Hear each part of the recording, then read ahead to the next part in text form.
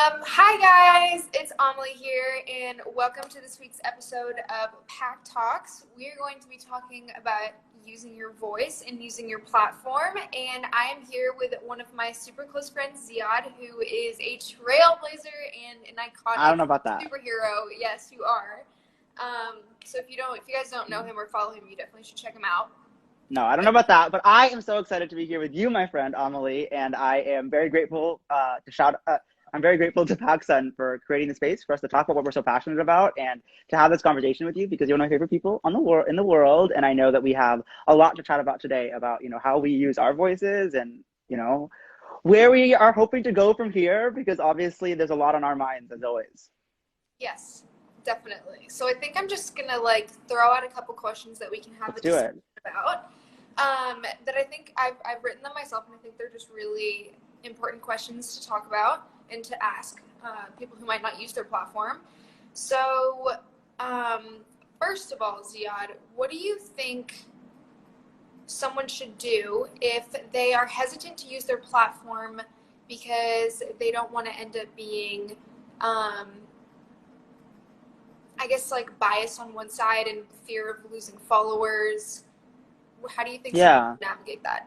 I mean, look, I'll start out this conversation by saying that I don't have all the answers, right? And I know neither of us do. And I think that it's always really hard to give advice, right? Because everybody's experience is so different. And I know that it's often the case that people look to people, for advice. But the truth of the matter is I can only speak from my privileged, limited perspective, right? But what Definitely. I can say is what I can speak to is how I navigate the question, right? Which is, what's my why? Why do I exist? Why do I wake up every single day? And why am I here? And I hope it's for something bigger than myself, right? I hope that um, my life, my existence, my time is spent doing things that fulfill me and that make the world maybe a little bit better, right? And so I think about my platforms, and they're a fraction of the size of yours. But I think about my voice on social media. And in life as an opportunity to be a part of my why. And so how I think about it is yeah, it can be scary to talk about things that maybe you don't have all the answers about and, things that might, you know, inspire controversy. But I think it's really important, right, to stay true to your why and to speak your truth Yeah. and to show up for what you believe in and to use whatever privilege or platform that you have to try to shift the needle a little bit forward. And I don't know, that's just how I think about it. But I Yeah. don't know, No, how do you think about it? I'm in complete agreement with you. I think also, um, for a lot of people who have a following or have somewhat of a following and feel the need to, be active with their voice, I think that it's super easy to tackle a social issue that a lot of people can get behind. You can, instead of going for something super controversial that you're not personally educated in enough to be super passionate about it, you can go for a subject that a majority of people would stand behind, especially a majority of young people, because I think most young people like you and me tend to look at an issue like climate change and undeniably we believe in climate Yeah. change. It's you know like happening. It's real, and we have to do something about it. yes, I think that's very much a um, unbiased issue for a lot of young people and Gen Zers. So I think it's really important that if you are hesitant to use your platform, you can aim to make a social impact with some sort of issue that a lot of people can stand behind. And Yeah. then once you're educated enough in another field of some sort of social justice issue, you can actually talk about it without, fear of losing followers, because at that point you don't care about the people that don't stand with your opinion. I mean, I think it's also important though to challenge some of these preconceived notions about bias, right? And to challenge some of these preconceived notions about what does it mean to have a follower anyway, right? Yeah. I think from a very basic standpoint, it's impossible to be unbiased. We all Yes. have biases, right? And we all have our unique perspective that informs how we move through the world. And so I think it's really bizarre, right? When anyone's I just don't want to be political. I just don't want to be biased. You already are, right? Yeah. But, because silence is political, right? Silence is biased, right? Yes. Everything that we do or say is a statement, right? And Yeah. so trying to figure out how you're going to make a statement that makes you feel most like you and, maybe help some people, I think is a really important way to, I think, tackle the question. But I also think, do you, to your second point around losing followers, I think we really also have to interrogate, like, why do you want followers to begin with? Yeah. Right? And is what's going to make you happy, or is standing your truth and standing up for what you believe in going to make you happy? And like Exactly. the cost benefit analysis of that, because I think there is so much obsession, you know, right now with followers, and it's like, I haven't posted for 3 weeks, and what about it? Right? Like, you know, like what about it? and like I don't want to, right? Like it's like it's not what I feel like doing right now, and like that has to be okay, right? Because I have bigger fish to fry. And I think that, you know, people look at you, right, who has millions of followers and is such an incredible role model and is using their platform so responsibly, and they probably look at you and be like, oh, I wish, you know, I was her, or etc. And it's like, yeah, maybe, but maybe not, right? Like, it's not, you know, I don't think that it's, you know, somebody who is friends, you know, with people like you, like, I think there's so much to benefit from so many different life paths, right? And there's not one that's going to make all of us happy. And I think that sometimes social media makes it seem like there's one way of living. It's like LA, like influencer lifestyle. We should all aspire to that. And it's like, maybe not, right? Like, figure out what's good for you. And maybe the follower game isn't for you. And maybe you don't want those followers to begin with, because do you really want followers who don't stand up for you, right? Who don't believe in your human rights or the human rights of people that you love, right? And so thinking a little bit more critically about those questions, like, for what and for why, right? I literally could not have said it better myself. That was the perfect, no, I don't know about that. Perfect segue, because I think also I had another question that was really similar to this. It's like, if you start getting political, and you start speaking about social justice issues, and you start to get a lot of comments from like the other side, how do you navigate that? And I think you just kind of like segued perfectly into that, because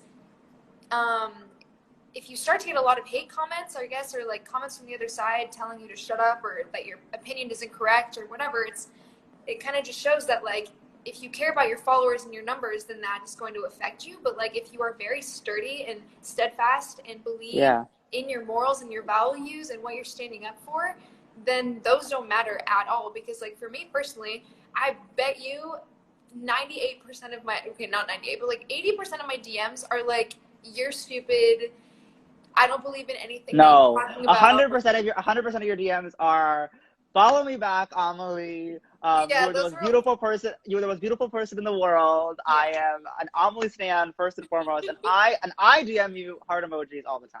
Yes, but I imagine that, you know, you get lots of other DMs. Yeah, I get a lot from the other side of I guess like young people who just generally don't agree with the social justice standpoint that I have. And I read through my DMs, and a lot of people can imagine that I would get like offended by that, or it would knock me down, or it would encourage me not to talk about stuff that I believe in. But like, that's exactly the point, is I believe in it. So I genuinely, it does not affect me whatsoever, because I am so sturdy in my own beliefs. And I think that for other people, if you genuinely believe in a cause and you're authentic about that belief, then none of that will faze you, because you know that you're standing up for what you believe in. Yeah, no, and I really admire that about you. But what I would also challenge, though, is this idea that like there are two sides, because there aren't, right? Like, I think oftentimes we think about these issues like, oh, I'm going to alienate the other side. It's like, who are you envisioning as that other side? Like, everything is a spectrum. Like, everything is a spectrum, right? If we're talking about political identity or sexual identity or gender identity or whatever we're talking about, like, it's all a spectrum. Right. And so there aren't these binaries that exist. And so, yeah, there will always be people who disagree with you, because there is a spectrum in this wide array of how people believe. But it's not as if you take any one position, you're going to like immediately alienate yourself from 50% of the population. Like, that's not how the world works. People have very complicated positions and takes on all sorts of things. But I also think like it's okay if it does get to you. Right. Like, oh, definitely. Right. Like, it can be a lot. But what I tell myself, and what I always like want to like emphasize is, I think we are figuring these questions out as we answer them, right? Like, I don't know that my answer today will be the same answer that I have 2 years from now or 2 days from now, right? But what I think about a lot is, you can't fly without ruffling feathers, right? Yeah. And like, I think a lot of times, like, we spend a lot of time like really scared of ruffling feathers, but it's like, do we just want to keep walking, or do we want to fly? Right. And if the pursuit is flight, then we have to ruffle some feathers. And that doesn't mean that sometimes you won't fall. Like, I think we will fall. We do mess up, and we have to own up to our mistakes and learn and grow from them. But then we keep trying. right? Yeah. And I think that like what I mean to say by that is like sometimes it takes like, yeah, not appeasing everybody to get to where you want to go, but instead really having a greater, you know, goal in mind and working towards that and being honest and transparent about why you want to go there and Yeah. who you're trying to get there with, and being kind to yourself and others along the way. But it's easier said than done. Yeah, it's definitely, yes, definitely easier said than done, but I think you just hit a spot when you said be kind to yourself. Like it is a process and people are going to get upset, but you're also going to be helping in whatever community that, Hopefully. yeah, you're helping and you're amplifying, and you know, in that process be kind to yourself, because if you believe that you're doing the right thing, then you know, be generous with yourself.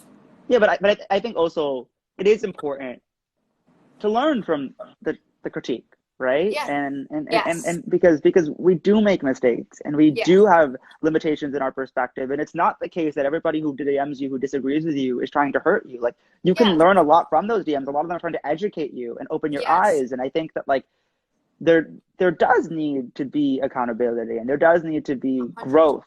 And but I hope that like we would be kind to each other on the internet as we would with like a family member, right? Like we try to change our parents' minds to get them to see that like maybe things aren't the way that they, you know, were, and maybe they need to be changing, et cetera. But like I think a lot of us are perhaps kinder to our parents and like understanding that like they're not going to change their minds overnight, Yeah. right? Like growth takes time, Yes. right? Like changing your perspective takes time, and that's okay, Yes. right? Like becoming educated on issues takes time, right? Yeah. Creating new community and new friends takes time. And I hope that we give each other the space and agency to have those conversations, to make those bonds, because we deserve that, I Yeah. think.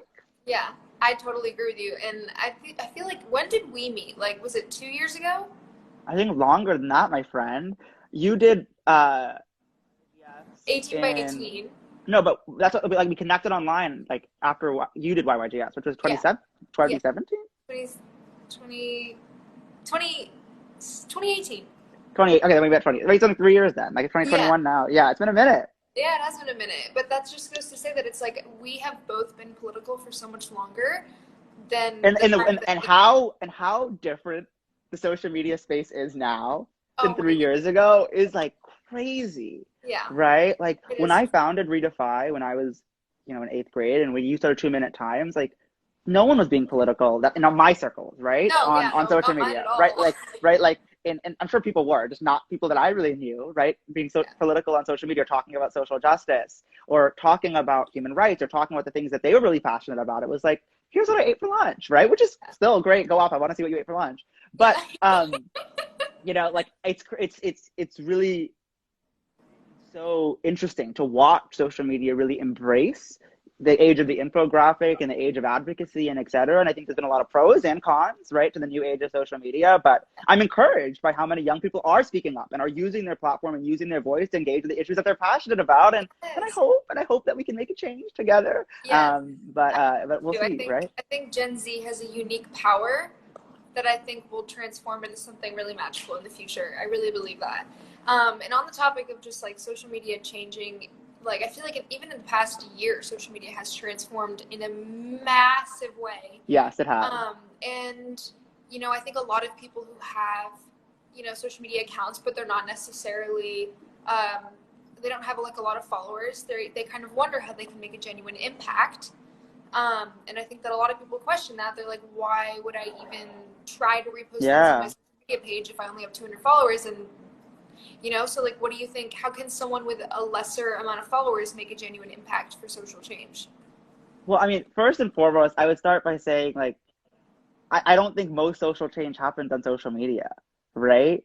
I Yeah. think most social change happens in the streets, in Congress, right? In at dinner table conversations, right? At organizing meetings and in Yeah. grassroots organizing circles, right? Like in so many different places and spaces. And so I would challenge folks to, and I challenge myself, right, to not focus so much on social media because social media is so present. Like we focus so much like, oh, like am I doing enough here? But it's like, am I doing enough right around me? Right? Yeah. Like I am I posting on my Instagram story? Oh my God, my AirPods are dying. I'm so sorry. Um, but um, can you still hear me? Yes. Okay. But what I would say is that, you know, I think that people can just start with the people right around them, right? And you don't have to start with an infographic on your story. You can start with conversations with your friends, right? And when you have a story to tell of work that you've already done, like your social platforms will grow because of it if you want them to, right? Like there's not one way to make change or one way to make your voice heard. And I think sometimes we focus too much on the social media perspective. But what I would also say is even if you have 200 followers, it's not about how eyeballs see it, right? It's about speaking your truth and what you believe, right? And whether you have an audience of 1 or an audience of 1 million, like, are you going to go to sleep at night knowing that you used whatever resources that you had to stand up for what you believe in, right? And I think that that's like how I think about it. Like, I don't have, you know, even close to the reach that you have. But I hope that I can try to use my platforms and voice to speak up about the issues that I care about, like when I have, you know, when it makes sense for me to do so. Because it doesn't matter how many eyeballs are on it. I want for those who know me, know that I care, right? And I want to use whatever platform that I have to educate those that do follow me or whatever, to see what I'm seeing, because there is so much injustice to shed light on. And there's so much about, and so I don't know. I mean, like, why not, right? Yeah, no, I completely agree with you. And I also think that even if you have like 100 followers and one person, you repost something, I don't know, like let's just say climate change. Like you believe really strongly in climate change and you see some sort of post about the environment and you post it to your story and you get 10 viewers, like maybe one of those viewers didn't know what you just posted about, sorry. And they see that and they get inspired to get educated, and from there they make a change in their own community. You know, like in so much more than just posting a photo, you've inspired someone to wear sustainable clothing and actively recycle and dwindle their electricity use and water use and whatever. Like you never know the impact that you have even on one person, because even one person can make such a difference. And it's kind of that mindset about like, oh, if I'm not going to reach 1,000 people, I'm not going to make a difference. But like every single person makes a difference, because like collectively we are so much stronger than we believe as a single unit. But like we are all together in this. And I don't know. I really think that everyone should be using their platform, because like you said, you're staying true to yourself and you're being authentic with yourself. And you're showing to your community that you care and inspiring them to care as well. And also, like, everyone starts somewhere, right? Like, when I met you, you did not have millions of followers. You know, I wasn't, you know, a nobody. I still am a nobody. But that's not true. No, but no. But the point being, you know, that no, we're all somebody. But you know my point, right? But the point being that just because, like, what you have today is not necessarily what you have tomorrow, right? And like, it's like what I always try to remind myself, and again, something I'm trying to teach myself is, I think next back what I said, like, I think sometimes as young people, we tell ourselves, like, we're either nothing or we're everything. Like, unless I have all the perfect grades and the social media following and, you know, and I'm using my voice for X, Y, and Z and all of these things, I'm either all of it or like I failed. But like accepting that, like, we're all something, right? Like, it's not an all or nothing game, right? And like, it's okay to figure it out as we go, right? And to grow and to challenge yourself. And I think that we have to be kind, that it's not just about the outcome, it's about the journey, right? And I think sometimes you focus so much on like, you know, I'll make it when I get to this number of followers, but it's like, unless you're enjoying getting there, it's not worth it. Yeah. Right? If you don't enjoy like the actual process of getting there, like, is it really worth it? And I have to ask myself that all the time. Like, is this goal that I'm going after, like, who is it for and what is it for? Right? And as I get older, I ask myself that question like a lot. And I don't know if you do too. Yeah, I do. I definitely do. But like on that point, I feel like, you know, with Too Many Times, I was writing that for 6 years every Sunday with like maximum 300 subscribers and probably only 100 of them reading it.